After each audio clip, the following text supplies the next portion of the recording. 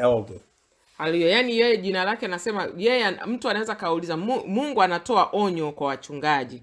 Na mtu anaweza kamuuliza wewe ni nani unaleta onyo kwa wachungaji? Anasema kwanza mimi nimeitwa kuwa elder. Bishops, kiongozi. Bishops are elders. Yani mzee wa mabishop ni elder.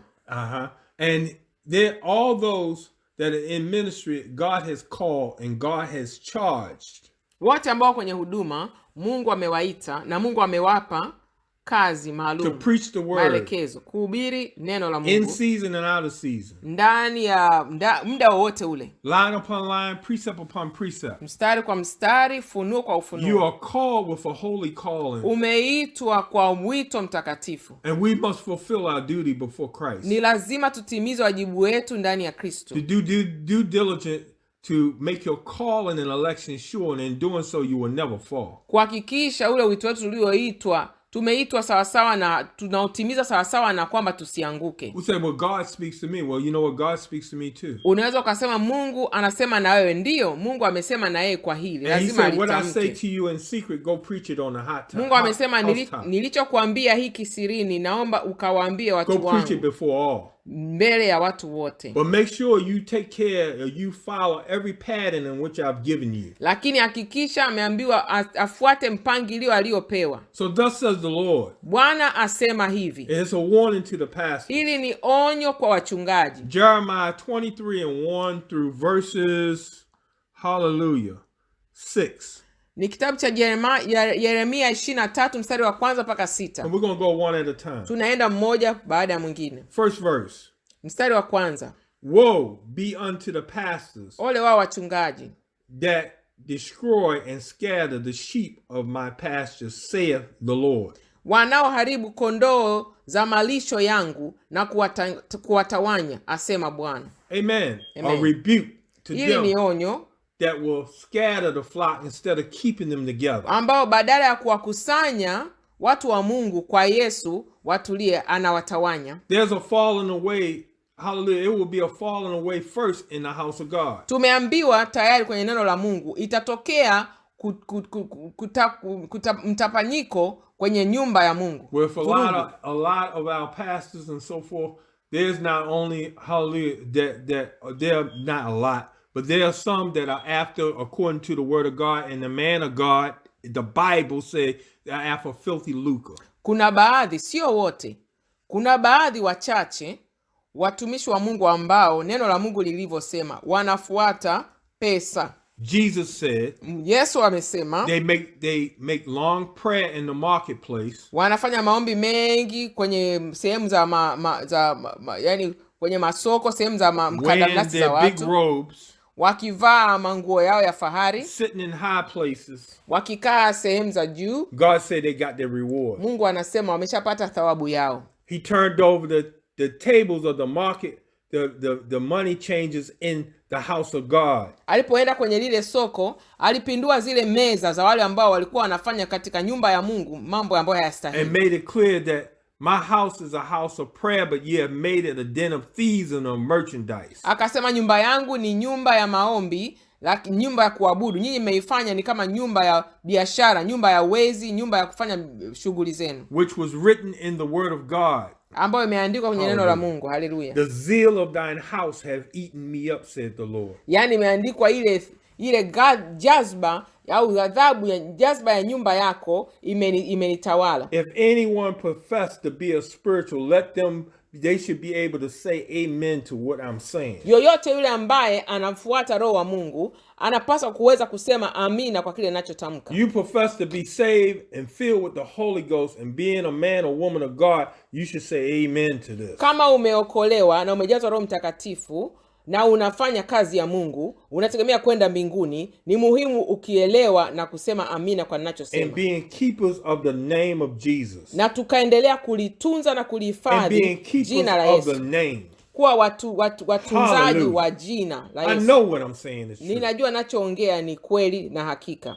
And it ain't so much that falling away is because the people are leaving. It's a reason why they're leaving, because of foolishness. Sio kwa nini kuna mtapanyiko huo, mvurugano huo, ni watu wanaondoka kwenye kanisa, ni kwa sababu ya mambo yanayoendelea, ni And vurugu as yanayoendelea. God, because the people begin to go into idolatry and allow certain things into his house and begin to worship other gods and do other things that, hallelujah, that God do not approve of, that's why you see locks on places that where they were called a house of God.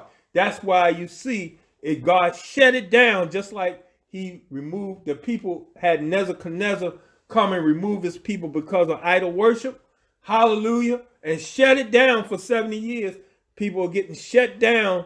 They're supposed to be preaching to the people and serving God, and allow idols and a whole lot of other things to come into his house that he's not pleased with. Kwa sababu ya watumishi wa Mungu kuruhusu mambo kwenye nyumba ya Mungu, huduma za Mungu, kuruhusu mambo yasiyoendana na mpango wa Mungu, nia ya Mungu aliyowatuma ya kuokoa roho za watu, kuwaleta watu kwa Kristo, kuwafundisha neno la Mungu. Ndio maana unaona kuna maeneo mengi siku hizi za mwisho nyumba za Mungu zimefungwa, kufuli zimefungwa, yani hazifanyi kazi tena kwa sababu ya kuruhusu mambo ambayo Mungu ni machukizo mbele zake. Hayahusiani na kwa watu. Unto the pastors ole wao that destroy and scatter wanaotapanya kondoo. My pastors, said the Lord. Amesema Bwana, that kondoo destroy and scatter my people, saith the Lord. Wanaoharibu kondoo za malisho yangu na kuwatawanya. Verse number 2. Therefore, mstari wa pili,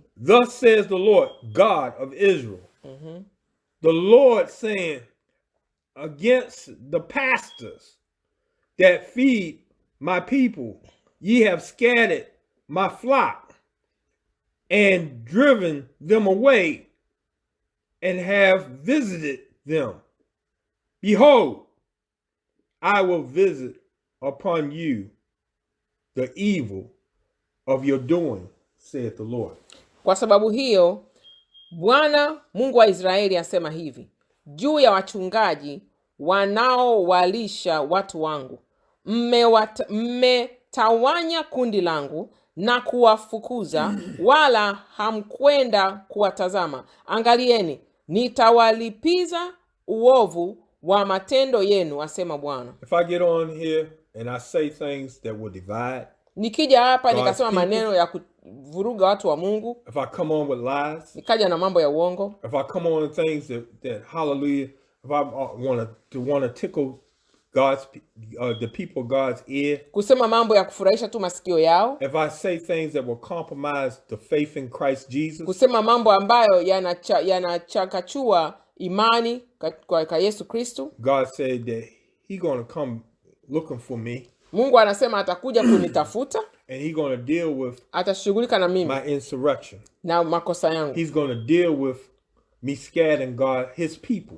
Atakuja kudeal na mimi, kushughulika na mimi ninavyotapanya watu wake, kwa vuruga, kwa changanya. He's going to deal with my error, atashughulika na makosa yangu, causing God's people to stumble at the word, kusababisha watu wa Mungu kujikwaa katika neno la Mungu. It's a terrible thing to fall in the hands of a living God. Ni kitu cha kusikitisha sana kuanguka katika mikono ya Mungu aliye hai. We got to be keepers of the name. Inabidi tutunze jina lake. We got to be willing and obedient unto the Lord. Inabidi tuwe tayari na tutii neno la Mungu. Hallelujah, and not to let his good name go down. Na tusiangushe jina lake kuliaibisha. Hallelujah. Hallelujah.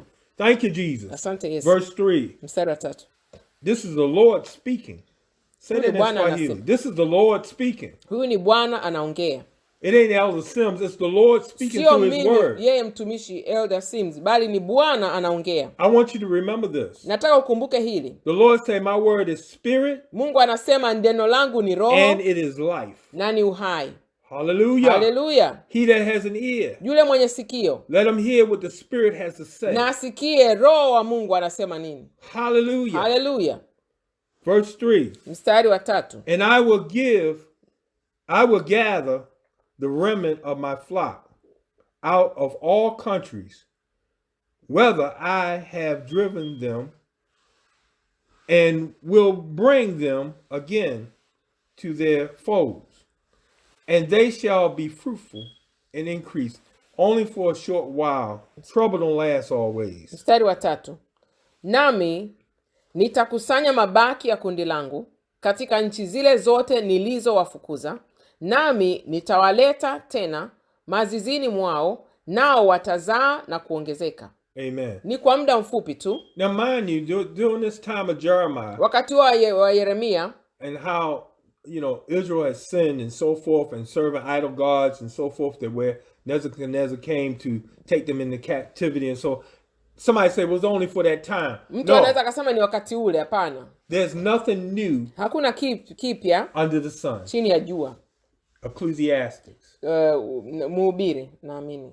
And what went on then over 3,000 years ago is going on now. Kilichoendelea wakati ule miaka 3,000 iliyopita kinaendelea hata leo. But I can say this with a blessed assurance. Ninataka kusema hii kwa uhakika kabisa ulio mtakatifu. That the Lord say, upon this rock I build my church. Mungu anasema katika jiwe hili, and the gates of hell should not prevail mwamba huu nitajenga kanisa. Hallelujah. Na malango ya kuzimu haitaweza kuiondoa. But he, hallelujah, lakini being the head of the church, akiwa ndio mkuu wa kanisa, kiongozi wa kanisa, his body, mwili wake Kristo. Hey, he is the vine, we are the root, and he is the vine. Yani the vine, the scripture, help me Holy Ghost. Yeah.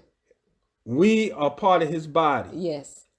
And any one of us that don't bring forth good fruit, he's going to cut us down and throw us into the fire. Sisi ni sehemu ya mwili wake. Yote ambaye hazai matunda atatukatilia mbali na kuturushia motoni. Believe the scripture say, I am the vine and ye are the branches. Neno la Mungu linasema yeye ni mzabibu na sisi ni matawi. And any branch that don't bring forth good fruit will be hemmed down and thrown into the fire. Na kila tawi ambalo halizai matunda atalikata na kulitupa kwenye moto. Remember the fig tree that did not bear fruit when the Lord asked of it.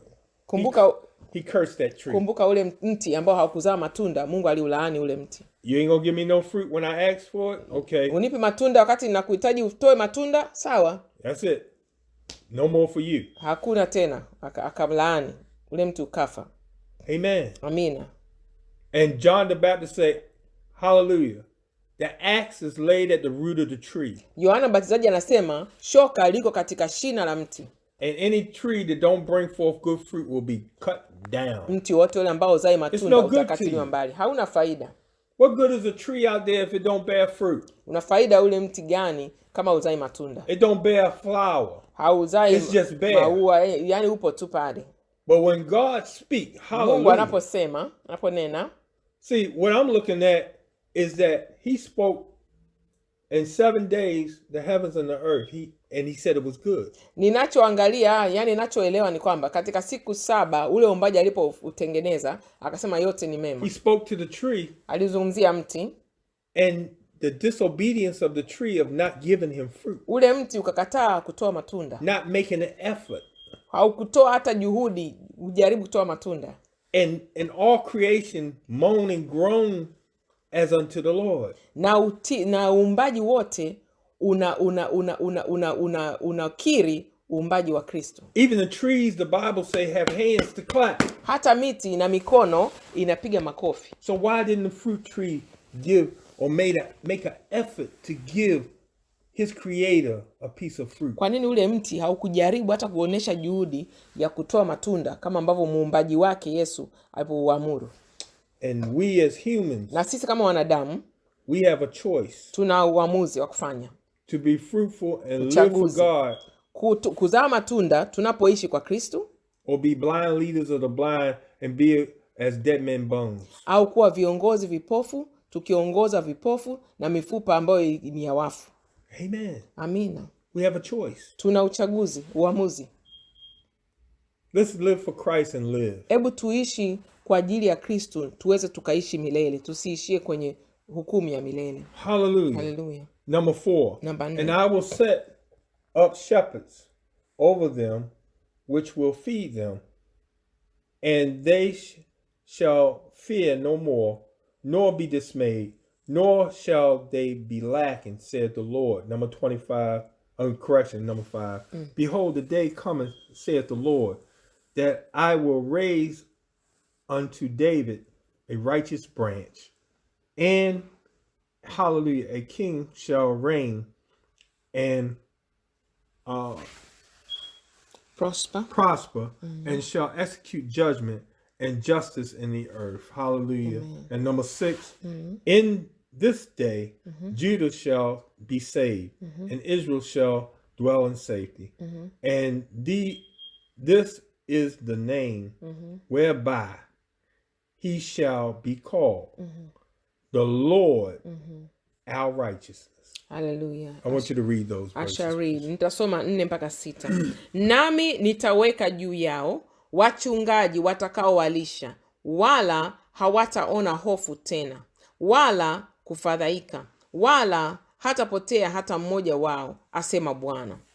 Tazama, siku zinakuja, asema Bwana, nitakapo mchipushia Daudi chipukizi la haki, naye atamiliki mfalme, atatenda kwa hekima, naye atafanya hukumu na haki katika nchi. Katika siku zote kasamani, katika siku zake Yuda ataokolewa, na Israeli atakaa salama, na jina lake atakaloitwa ni hili: Bwana ni haki yetu. As I said, Jeremiah 1-6. Aliyosema He's Yeremia 1 rebuking the pastors that scattered his flock. 23 mpaka 6. And whether God scattered them for disobedience or idol worship or Yawezekana whatever, Mungu aliwatapanya kwa trouble ajili don't ya last kutii. always. Shida haidumu muda God will make wote. provision for his people. Mungu anatengenezea And njia he watu will give wake. them faithful pastors Atawapo wachungaji that walio will watch after waaminifu their souls. watakaolichunga roho zao Hallelujah. kwa And he will uaminifu, bless them. na atawabariki, Hallelujah. In the land. He will bless them. na Hallelujah. atawabariki katika Wherever nchi they may ile, be. popote walipo, pale And they will, walipo. hallelujah. And he shall be called the Lord of our righteousness. Naye ataitwa Bwana wa haki yetu, And his name is Jesus. na jina lake ni Yesu. Hallelujah. Because Hallelujah. Jesus is Lord. Yesu ni Bwana. Hallelujah. God, the Lord is God. Bwana ni Mungu. Hallelujah. Hallelujah. In our benediction, hallelujah. Hallelujah. Thank you, Jesus. Asante I Yesu. just want to remind you, Naitaka tu kukumbushia as a hili. thought, believe Acts 2:38 Amini Matendo ya Mitume as 2:38 the plan of kama salvation, mpango wa wokovu, wa kupokea wokovu, and become a keeper or become keepers of the name of Jesus Christ. na mkawe watunzaji wa jina la Yesu. The Lord will change. The Lord will, hallelujah, change not only your name, Yes. but your testimony and labor in God will be blessed. Mungu Bwana hatabadilisha tu jina lako, bali ushuhuda wako na kazi yako katika Mungu itabarikiwa. So I want to say that again one more time. Amina. Atasema hili tena. Believe in Acts 2:38, which is Amini the plan Matendo of ya Mitume salvation, 2:38 ambao ni mpango wa wokovu, and become keepers of the name of Jesus Christ. na mkawe watunzaji wa jina la Yesu. The Lord will not only change your name, but your testimony and your labor in God will be blessed. Bwana hatabadilisha tu jina lako, bali ushuhuda wako na kazi yako katika Mungu itabarikiwa. Now our benediction, hallelujah. Hallelujah. It comes from 2 Corinthians 13:11 through verse 14. Neno letu la kuagana leo linatoka Wakorintho 2. It's 11 Sura and 13. 14. 11 and 14, I'm sorry. Haya, mstari wa 11 na mstari wa 14. Okay. It says, finally, brethren, Hatimaye ndugu, farewell. kwaherini, Be perfect. mtimilike, Be of good comfort. mfarijike, Be of one mind. nieni mamoja, Live in peace. mkae katika And amani, the God of love and peace shall be with you. na Mungu wa upendo na amani atakuwa pamoja nanyi. 14. The 14. grace of the Lord Jesus Christ Neema ya Bwana Yesu Kristo and the love of God na upendo wa Mungu, and pendo la the Mungu communion of the Holy Ghost na ushirika wa Roho Mtakatifu be with you all. ukae nanyi nyote. Amen. Amen. Thank you, Lord. Asante Yesu. Hallelujah. Hallelujah.